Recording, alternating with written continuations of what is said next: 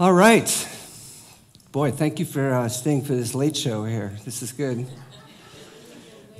We have been waiting. I've been waiting, but wow, Madeline was awesome. I used to do leadership development, so I'm cheering her on, going, yes, yes, yes. That was just totally in alignment with what I believe as well.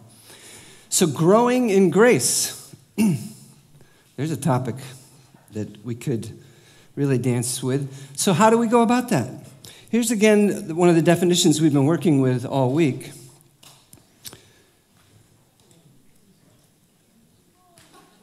For grace is God's relentless affection celebrating everyone. I know there are a few people here, in addition to Danielle and Jamie, that this is the first of the 3 talks. So when I get to the spiritual awakening cycle, that's definitely going to be out of context, but that's okay. We'll still go with it. So here's a great example to me, of grace in action that points to the space that we're moving into. We've talked about atrophy, and we've talked about judgment and ego, and the way that works, and that cycle, and how it's a downward spiral, and how it's kind of a death spiral. It's just continuing, getting you to contract. And that's all based in incompleteness. And then the mastery space begins to open you up because it's based on a sense of wholeness. So we begin to relax. We begin to let go of some of that tension. It's the short version. I've talked about Adyashanti a number of times, who is a teacher, cross-denominational teacher that I've spent 4 different week-long silent retreats with in the last 4 years. This was a story that he told there. He's at a state fair in California, and it's a really warm day, and he's sitting on a bench next to his wife, and a guy comes up, a very large man, and it's a really hot day. This guy has a huge beard. He's totally sweaty. His wife is with him and 2 kids, and they're all eating ice cream, including this guy who's got ice cream in his beard. So he's got a beer in one hand, he's got ice cream in another, and everything is dripping. So just sort of picture and feel into this. Adyashanti's sitting on the bench, his wife's on this side, and this guy comes in, it's not a big bench, and sits right next to him. Just sort of feel into that for yourself. Adya is his nickname. Adya starts to tear up. Literally, tears. And his wife looks over at him and says, "Oh, Adya, is it happening again?" And Adya says, "Yeah." She says, "You're falling in love?" He says, "Yes." Just feel into that space. See if you can find it. That's not, "Oh, I think I'll love the man because he's perfect." This is what is coming out of the heart. That's all that's in there. If all you carry in you is love, when you get squeezed, that's all that can come out. We tend to assign our emotions to other people, especially if somebody makes us mad. We think so-and-so makes us mad, or we even go and say so-and-so makes me sick, or whatever. If you're carrying around mad juice in you, like an orange, if you squeeze an orange, obviously orange juice is going to come out. The juice was already in the orange. If you're hanging out with the ego, if you're hanging out in atrophy, and you get squeezed, that's what's going to come out. You're going to spray mad juice on people. Adya, in any situation, the ego is gone. So in any situation, that's not there. Just living in the space of pure compassion.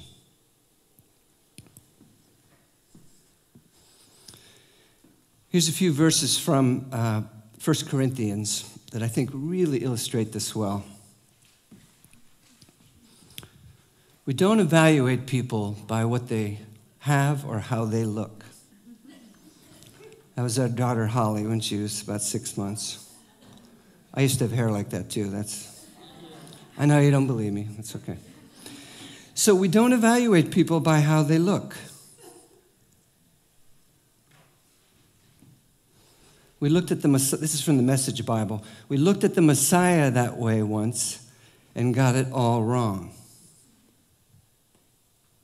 This is Paul speaking from personal experience.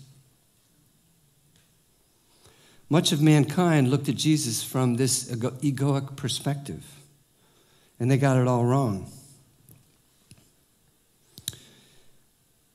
They missed his revolutionary, transforming message. Now we look inside, and what we see is that anyone united with the Messiah gets a fresh start,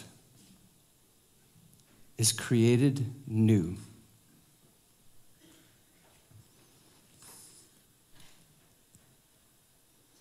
The old life is gone, and a new life burgeons.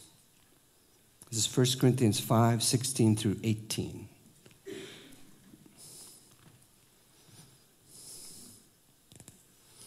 Adyashanti, through grace, through the divine influence resident in the heart, saw the man at one with Christ. And he didn't even need to do it consciously, because that's just a space that he's living in. And he just experienced the childlike innocence and purity of this man in that family. He saw the new, the real man, the authentic man. The old life was gone. And it just brought up this tender affection, the sweet tears. Paul goes on to say, look at it. All this comes from the God who settled the relationship between us and him. That is not what you need to figure out. It's settled. It's done. Everything that I've been sharing with you has been working from the foundation that oneness is all. That's how come we can boldly go into this space. So, what we're called to settle the relationship with each other. And not so much maybe settle it, but to see it, but to live into it. To see it first based on this relationship with the divine. And then to me, settle means to act into it, to relax and to act into this space. Grace reminds us of our oneness with all being and unites our seeing and acting, and you'll see exactly how this works in the cycle when we get to it, as we interact with each other. Charles Ives, the American composer, speaks to it this way. I really resonate with this.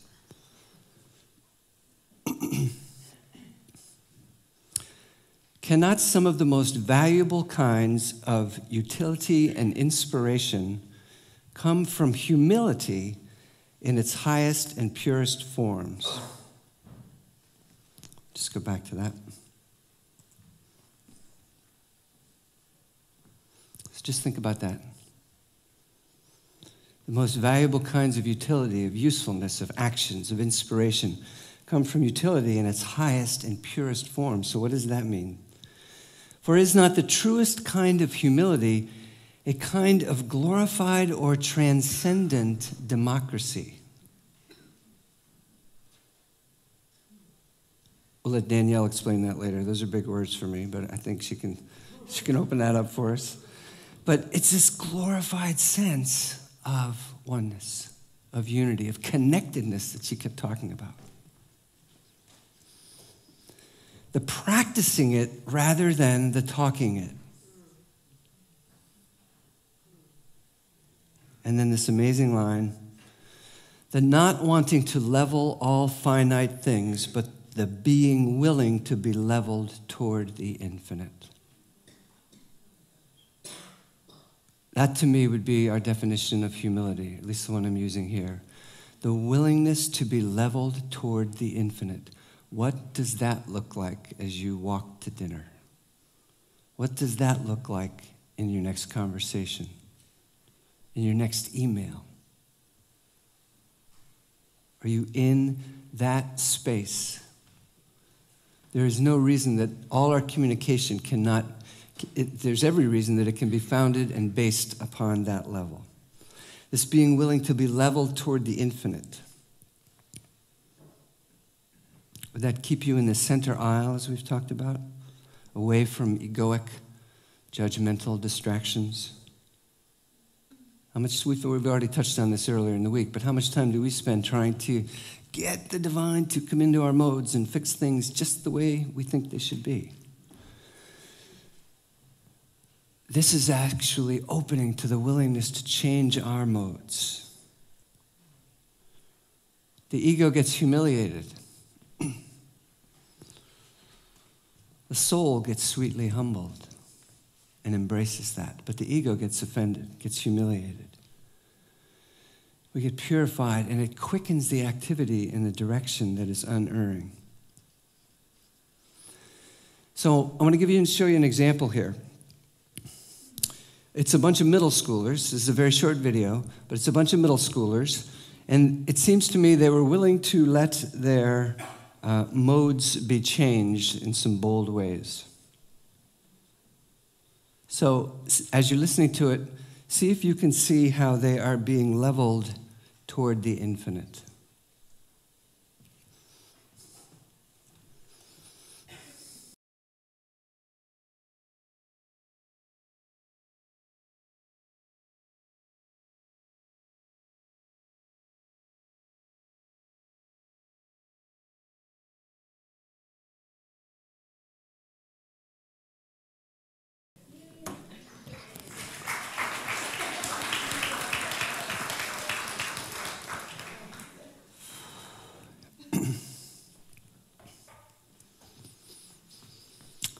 Breathe it in while I wipe my eyes. I've only seen it 8 times, and it doesn't matter.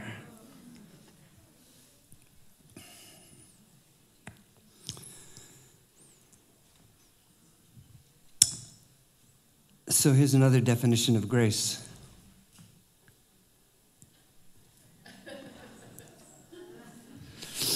God's relentless adolescence, celebrating everyone.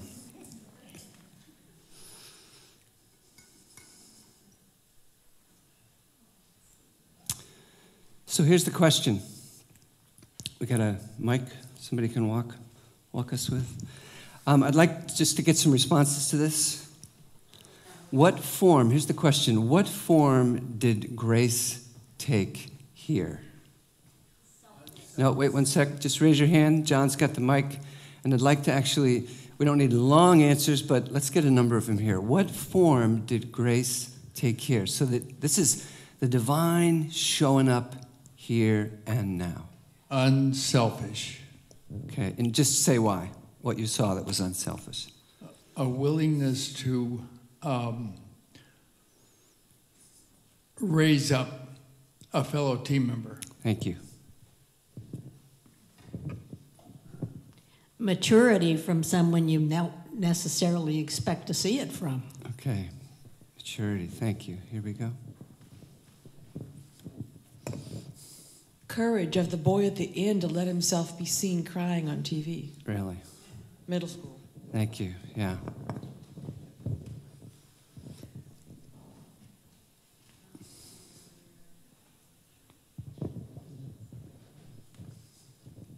The way the boys were transformed, not just, they just didn't do one nice thing, it changed the way they're looking at everything. Thank you. John, there are a couple on the other side.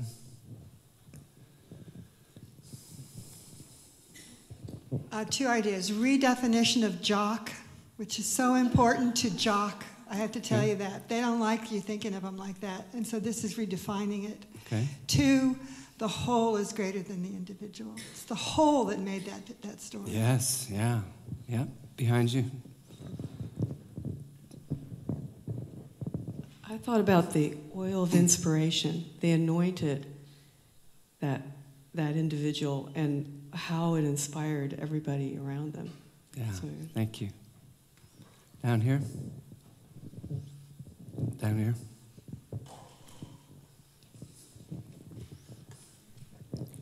I was touched by their willingness to give up their own glory and joy at what they did, and they put a lot of time in it to accomplish what they did. They were willing to set all of that aside for the good of someone else. How often do we see that anywhere in the world? Beautiful, beautiful. Thank you. They kept it to themselves until they executed it. There you go. Okay, a couple more.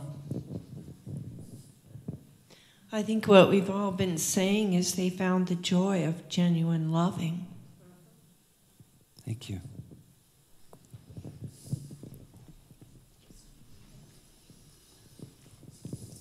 One last one. I also really like the fact that they didn't know exactly how it was going to play out. Yeah. They had to sort of be flexible and creative in the moment. And that was very sweet. And they were bucking the system, as Madeline pointed out. Thanks, John. That's good. Thank you. Think about how many people that has impacted. The players, the fans, the parents. Nationwide television, CBS, yeah. Millions around the world. You today.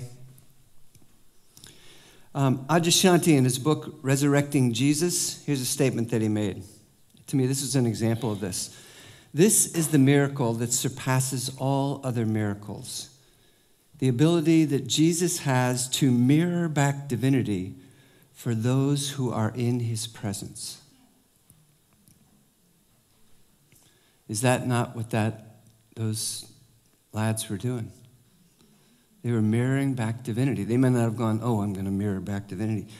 It's in there. They got the goods. And this is how grace works. Adyashanti goes on to say, this miracle is far superior to being able to walk on the water or to turn water into wine. And then this incredible statement to me, it is the miracle of redemption, which awakens people to their own true nature. Is that not what was happening? Who knows who thought of it, but look what happened. It just, the guy says, I wouldn't have thought of it, but yeah, it's making his day. Grace can only be resisted so long. So to me, this is grace in action, this miracle of redemption. It motivates the football team, it blessed Keith, the school, the community, and now all of us. So let's see a little bit here how this relates to the cycles that we've talked about.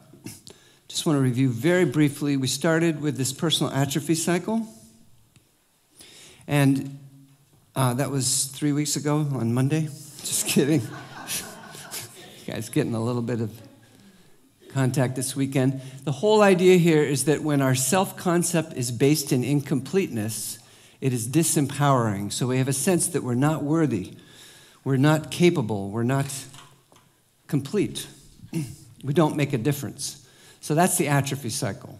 And that's what's spinning around. That's what many of us dip into. We get caught in self-judgment. And then yesterday we started to talk about the mastery cycle. Mastery cycle begins to help us move out of that, and this is because it's based on wholeness, not incompleteness. So the motivation, instead of just being motivated to fix ourselves, we're motivated to grow and to learn and to bless and to be open. So we see life as a classroom. In the atrophy cycle, we experience life as a prison or a cage. Here, it's a classroom. Now what we're going to do is we're going to move into the third space, which is what we call spiritual awakening or the spiritual awakening cycle.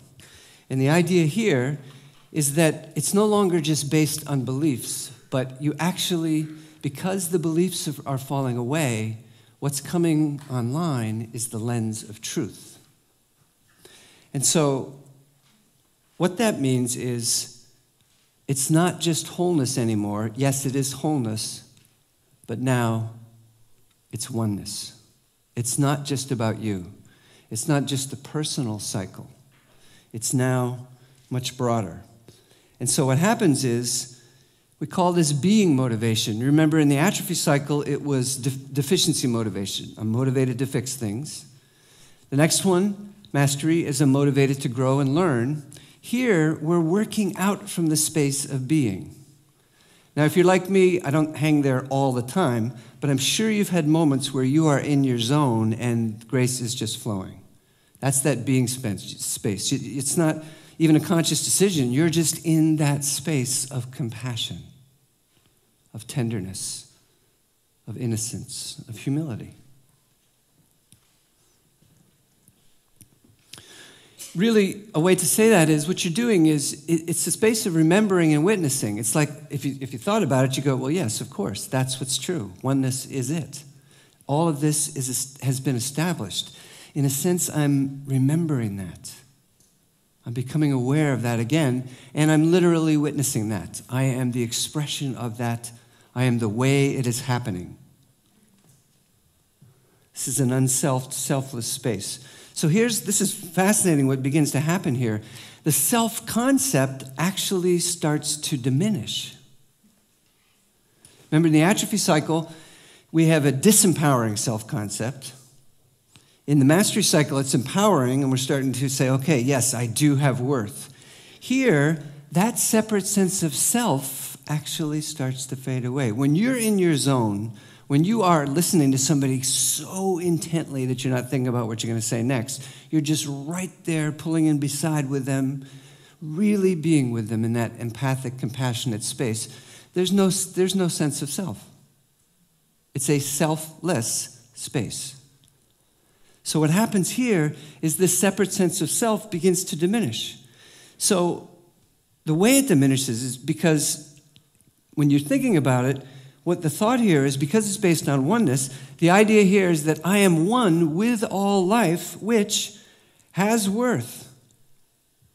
All life has worth. All life is capable. All life makes a difference.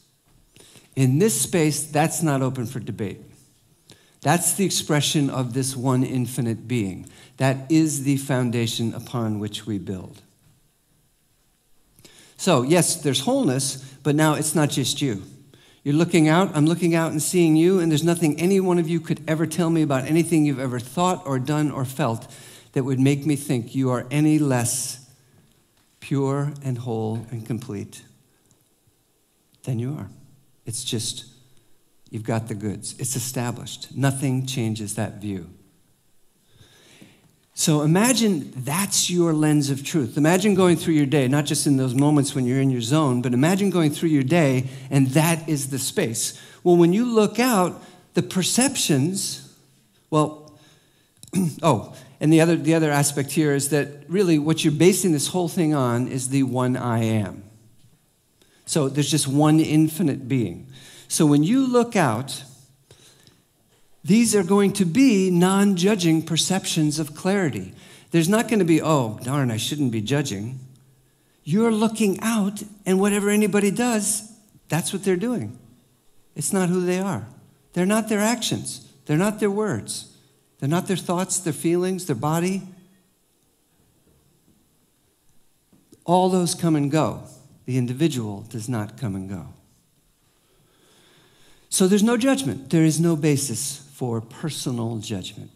You're looking out. And so when you're not personally judging, there's this clarity. It's just like, whoa, what happens? The actions absolutely flow from grace. In this space, you're not making decisions anymore. Like, oh, I wonder what I should do. This is the way, walk ye in it. That's what you get. The divine order is unfolding. There's no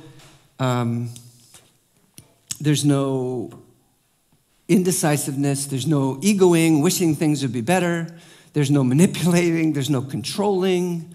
There's no trying to help somebody so they get fixed. You're working from the foundation that they're whole. If grace has you ministering to somebody or helping somebody, that's what grace is having you do, but not to fix a broken person. That's not the mindset. You are witnessing wholeness, independent of the movie in front of you. How do you know what to do? It's not a decision. Grace is acting as you.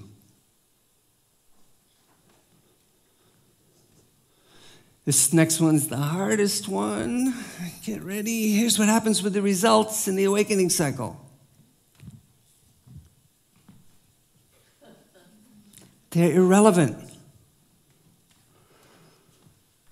In the atrophy cycle, they were everything. I got to get the good results because I am my results, and I need you to like me, and I need to feel good, so I got to get results. In the mastery cycle, they're still important. In the awakening space, they are irrelevant. What happens in the human experience? It's not that you don't pay attention to it. It's just that it's not the driver. It's not the motivator. And it's not a depressing because it's not there. I don't mean to say this in a negative way, but it's mildly interesting. Death, as an example, is not an option when there's just life. So we are seeing from this space of eternity. We're seeing out from the eyes of God, as we'll talk about in a minute. So it's not a focus on results. What happens, once whatever happens, happens, and we're going to talk more about this as well, we're evaluating through what could be called non-attachment. We're not attached to the results. What happens, happens. It says celebrating what is. That's because we are celebrating oneness and wholeness and completeness no matter what. It doesn't mean if somebody's in pain, we're jumping for joy. It means we know what is true, and we know that this has not changed reality. And because we're allowing grace, which is the divine in our heart, to animate literally every breath, we show up in exquisite service. But it's not a figure out. This is the way we're ministering. It's literally, we are just ministering.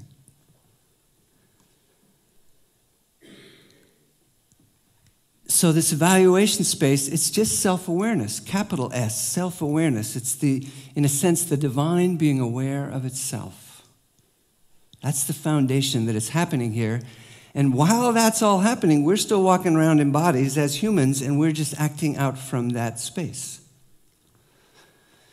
And you might be in a state park and all of a sudden, in a sense, falling in love because tears are flowing, not because you decide to do that.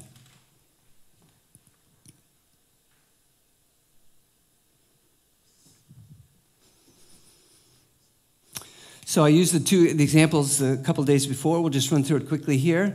Somebody asks you to teach Sunday school, and you're now in the awakening space.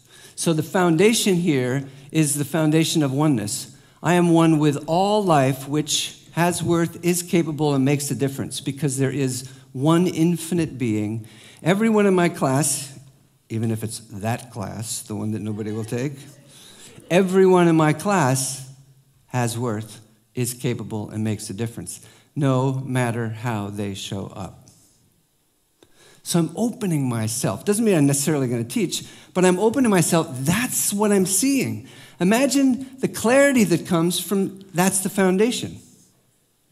You can see clearly what's in front of you because there's no confusion. Your windshield is clear. There's no personalizing. There's no attachment. So you look out and you're listening. There's no judgment. You're either teaching or not because Grace says, yes, you are, or no, you're not. The results are what they are. So let's say you teach, and then it's a difficult class. Okay, it was a difficult class. What should we have for lunch? If it was a difficult class and it kind of bothers you, okay, so what happened? Go back to the mastery cycle. What happened? How did it happen? What can I learn? There's some things to learn there. That's fine. This is not denial. It's just that there's not an attachment to things needing to be a certain way. But since Grace is driving this, I'm going to celebrate that, guess what? I was with these kids for an hour, and I saw them as whole, and I listened.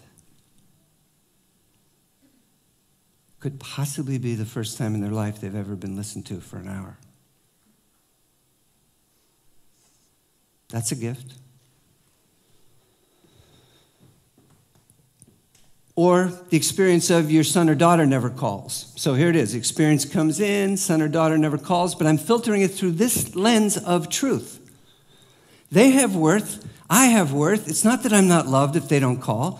The fact is, headline says, daughter doesn't call. All the rest is story and drama. That's how I see it. So I look out with the clarity. Yeah, my daughter didn't call. Okay. So there's no judgment. If I'm led to act and call her because I want to talk, I'll call her. I won't be bummed out because I had to initiate the call. I would call or not call. What happens, happens. I'm celebrating that how cool is she no matter what she's doing. That she is at one with truth just like I am. That space of awareness. You could look at the example with the skydiving, any of these, working out from this foundation. So the first two cycles I've been teaching for about 22 years. This is what came to me just in the last 4 years, moving into this space here. So to summarize it, this is not in your sheets in case you want to add this piece. We're working out from the space of all-knowing right here. So this lens of truth, we're allowing the divine to do the knowing, if you will. There's no separate sense of self. That's diminishing. This is not floating away type stuff. This is absolutely walking here on the planet. So we're starting from this space that there is one infinite intelligence, and that's where the knowing flows from.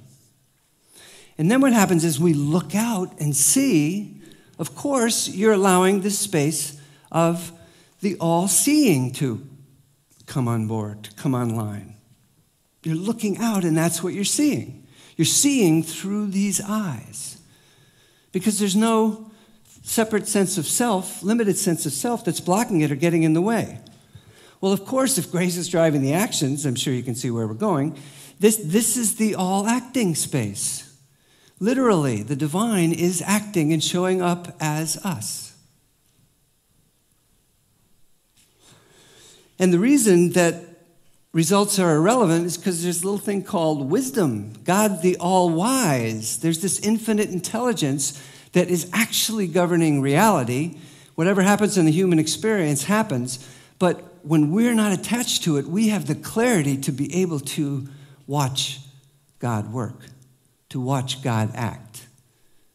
And so we don't question what is happening in the human experience, question it like it shouldn't be happening. We just go, that's what happened. But it doesn't change the foundation from which we're building.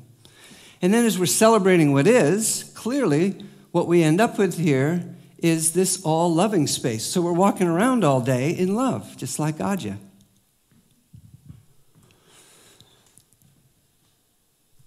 So these last little bits that I've just added came about after I'd been teaching this for about 6 months. I'm in the middle of teaching it, and this is what came. We're starting from the foundation of one infinite I am, of which we are inseparable. And in that space, we are the expression of the all-knowing, all-seeing, all-acting, all-wise, all-loving, and eternal.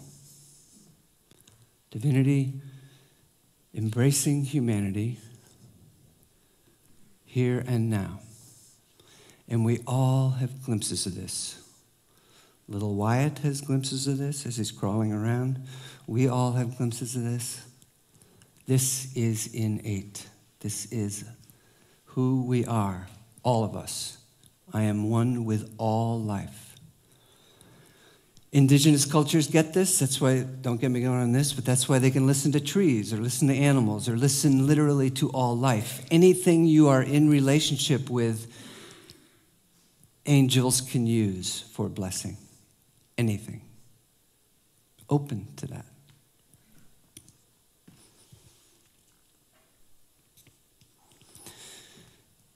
So to summarize these three, in the atrophy space, it feels like everything happens to you. So in atrophy, it feels like everything happens to you. You feel like a victim. Oh, gosh, that again. if she hadn't have left, if this hadn't happened, everything's out of control. In the mastery space, everything feels like it's happening for you.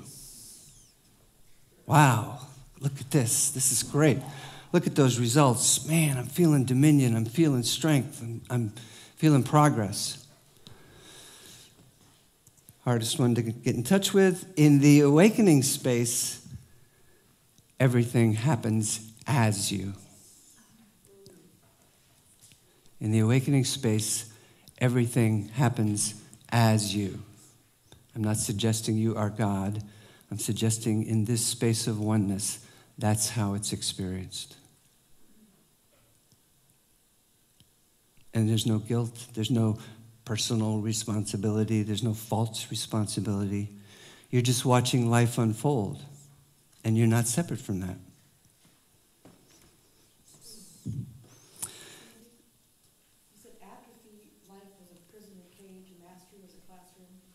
This is a field of awakening. In atrophy, it's a prison or a cage. Mastery, I think of as a classroom.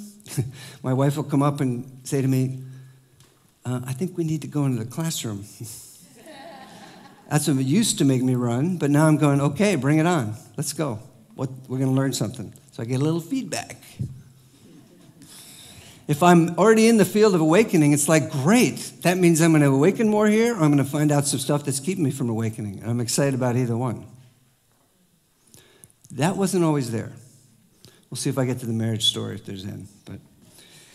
So the point of all three of these cycles and why that we're opening this up, and I open these up in almost every program I teach because that's how absolutely vital they are. They illustrate a tapestry or a framework so you can see where you are is as impersonal as the seasons. It's not to memorize all this stuff, my goodness. It's just to put it all out there so that your mind goes, oh, I get it. There's a bigger picture here. It's not personal. Ever. Ever. Ever. So it can help you navigate. It can help you stay in the center aisle, as we've talking about. Fewer detours. Less suffering, more compassion as you bless your neighbors. Not easy to talk about these and to have them make sense and to go, yeah, because the human mind's trying to figure it all out and trying, so where am I? And, trying to place me. And so what I want to do is just share what different teachers have said about this, and so you can see different windows in, and I'm going to give you an example of it. You'll recognize this one from John 5:30. I can of mine, think of it in light of this awakening cycle that we've just been talking about. I can of mine own self do nothing.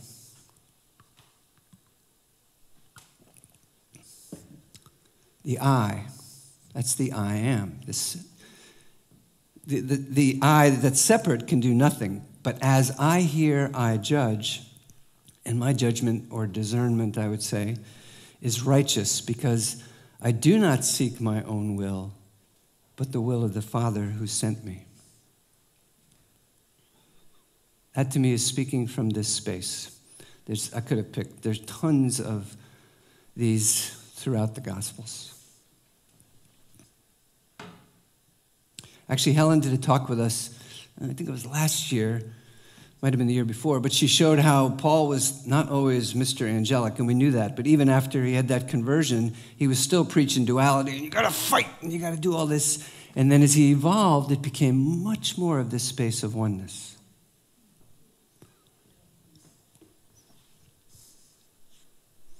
Here's the second one. This is from Adyashanti.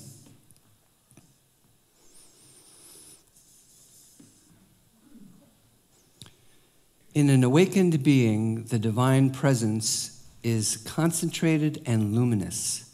It shines. Just look in Wyatt's eyes. Just look in each other's eyes.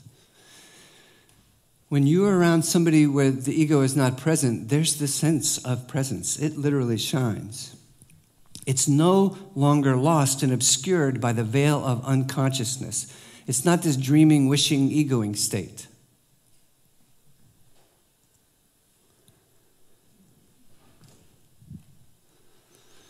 Such a one is no longer primarily a person, but a presence.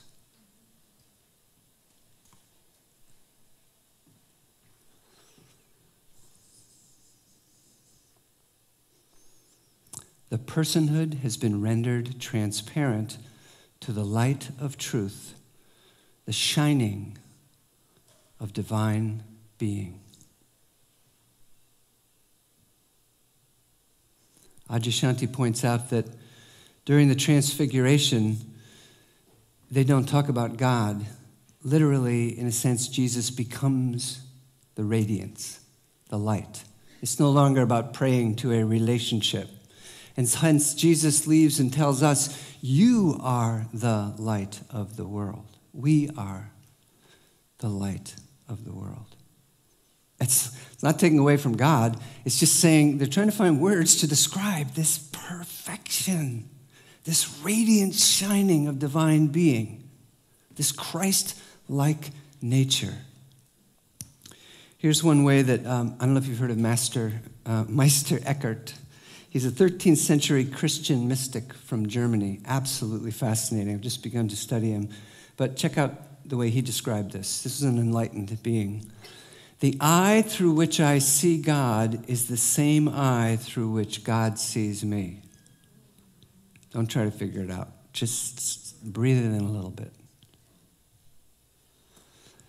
The eye through which I see God is the same eye through which God sees me. My eye and God's eye are one eye, one seeing, one knowing, one love.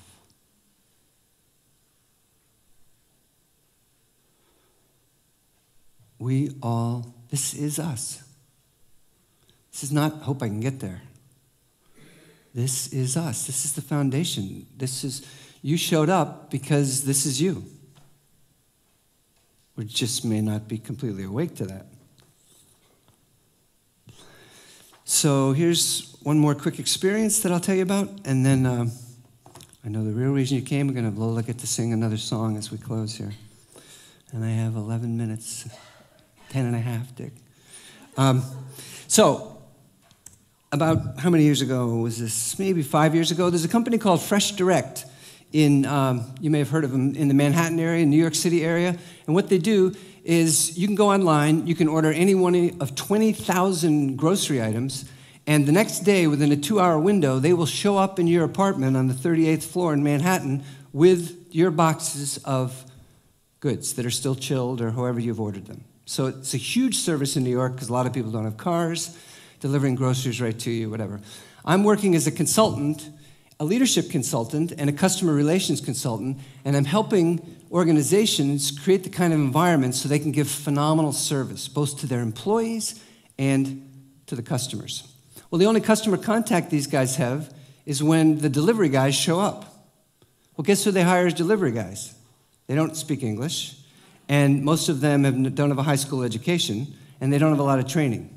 And they're driving huge trucks, and they're schlepping around these groceries, 10-hour days. And these are not light groceries. So what we decided to do was work with them and create the kind of environment, help have these guys design the environment with us. So the way that we did that was the first thing that I did was I said, I need to get to know these guys. Not that I speak Spanish, but they said, okay, you really want to get to know them? I said, definitely. My buddy was the CEO, so that's how I found out about this, and he was all for this. So they said, okay, you get to deliver groceries. I said, awesome. So this is the middle of winter. This is January. I gave my coat back, but they said you can keep the hat. They dressed me up just like them, and I'm now delivering groceries, literally. I'm in that kind of truck in Brooklyn. We left at 6:30 in the morning. The truck's loaded, and we're going for 10 hours. And we're schlepping them up and down stairs mostly. And occasionally you get tips, occasionally you don't get tips. They don't know me from anybody else. They don't know I'm a consultant working with the CEO in the company. I'm just a guy delivering groceries. And we get a few tips, and we pull them. We put them on the dashboard, and we do that. And then the next week, I did the same thing in Manhattan. I went in, and we delivered groceries there. And so I got to know these guys, which was so cool. And I got because they accepted me, and I got a real good feel for what this was like. So we then took them and put them into groups one at a time. So it was the CEO and myself, or the head of transportation and myself, small groups of only 8, and we asked them 2 questions. What's the nature of the ideal customer experience? What do you think would make an ideal service experience with you? The ideas these guys had were the coolest things on the planet. It was amazing what they're coming up with. But we also asked them, what would make this an ideal employee experience? What would make it amazing to work at Fresh Direct? Or what's supposed to happen to your life because you work in this company? What's supposed to happen to customers because they interact with you? And so we took time, and we were absolutely blown away because we did 40 of these. I did about 25 of them. Time after time after time, these guys that you might judge and you say, well, they're not really educated, and some of them are having to translate, are absolutely blowing us away. So I'm driving home that night, one of those nights, and I'm thinking, wow, if I was dreaming and I woke up and I lived in Argentina, what would I do for a living? I might deliver groceries. Do I have any good ideas? Do I have anything worth sharing? Yeah. So do these guys. I am no different. I am one with all life. This is before this awakening cycle came on board, but this is what was happening. This is my experience. So I come in each day, we're doing about 4 of these groups, and we're working it, and we just continue to be blown away. I'm driving home one of these nights, and this is the middle of winter, so it's dark at 4:30 or 5, and I'm driving home at 7 o'clock at night through Queens, pull off the highway to get my quick Mickey D's dinner, and I pull into the lot, and I'm just about to get out of the car. Actually, I get out of the car, and I'm walking towards the door, and this will sound a little prejudiced because it was. I'm walking towards the door, and there's a guy coming out at me, and he's got the hat, with the flat brim, only it's sideways like this. I can't really do that. The pants down to about here, and the big thing, and it was a different race than me. And so he's coming out the door as I'm coming in. Prior to this experience at Fresh Direct, to be completely honest, I might have gone back in the car. Just I was scared. It would be the stimulus response. From here on out, there was no thinking involved. This is what happened. This guy's coming towards the door from inside McDonald's. I'm coming towards the door from outside McDonald's. As I walk up, I'm just overtaken with this thought, this is my brother. This is my brother. I get to embrace my brother. How cool is this? Literally, and this wasn't like, oh, I think I'm going to embrace my brother. This is literally, I'm just describing the feelings, and this is what came. And so I'm walking towards the door. What does my brother do? He holds the door for me.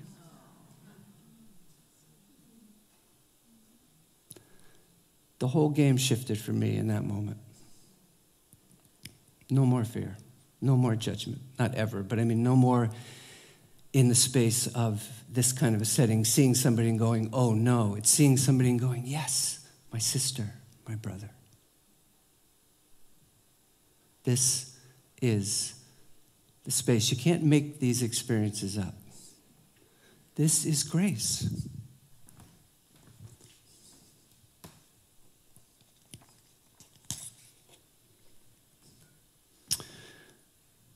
It's time for Lola. So I've asked Lola to close out our session here. I'll just have some brief remarks right after. She's going to sing a song that's called I Am. It is by Nicole Nordman. In other words, the words and music were by Nicole Nordman. But Lola's going to sing it to us. And so, to me, this illustrates our oneness with the divine, how cared we are at every step of the way.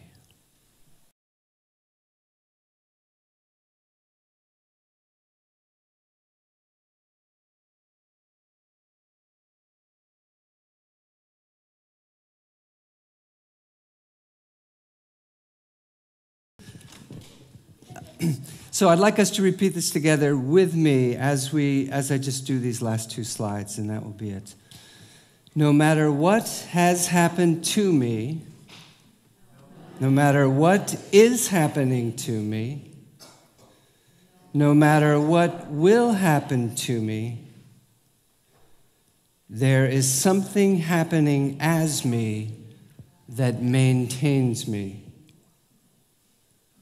forever.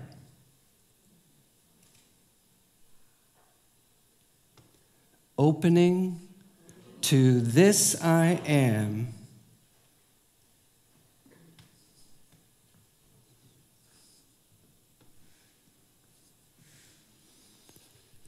is how we grow in God's relentless affection, celebrating everyone.